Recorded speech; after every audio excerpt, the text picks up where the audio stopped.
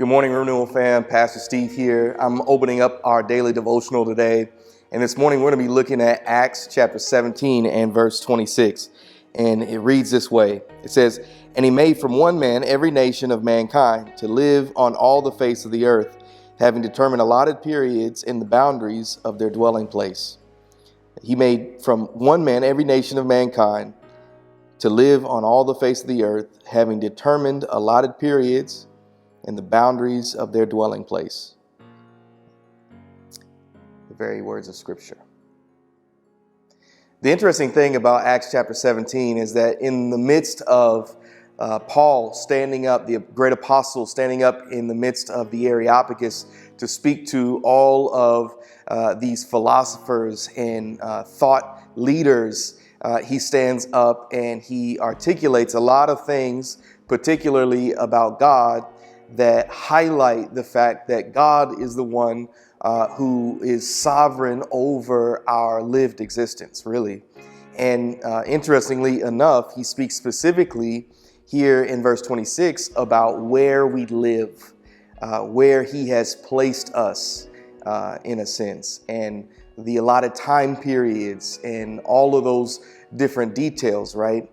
And I wanted to just share a brief word in light of the realities of where God has placed you today.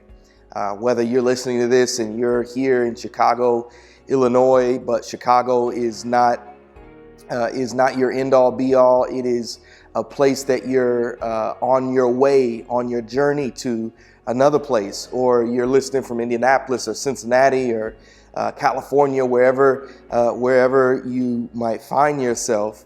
The truth of the matter is that God has placed you on purpose.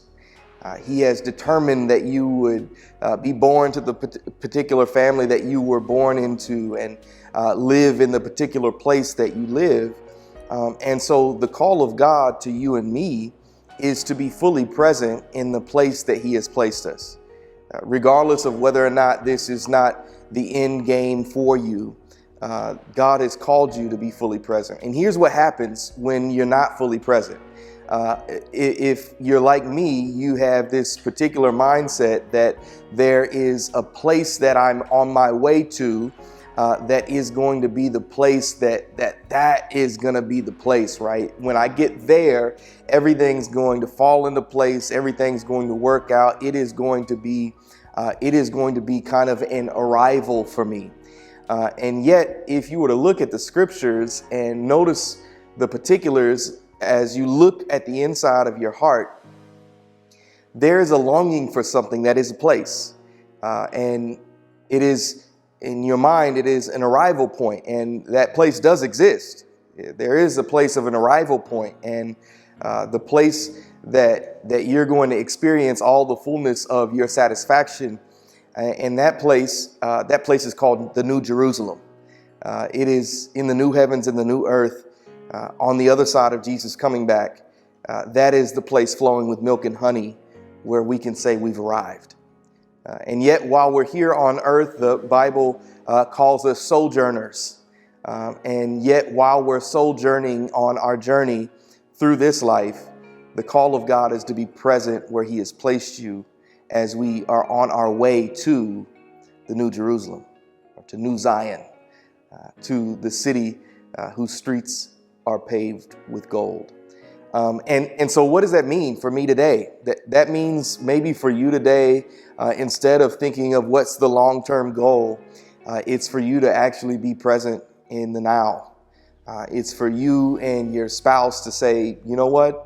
We're going to look at what's the long-term possibilities of being here in Chicago. You know what? We're going to become a member of a church. You know what? We're going to get our driver's license changed. You know what? We are going to live in the present, because if you're always looking to somewhere else, and that somewhere else isn't on the other side of Jesus's return, then you'll miss out on a whole lot of what God has for you in the now, for you to experience and for you to do for his glory and for your good. So be present today, because you're placed on purpose. God bless you. Go in peace. You are loved.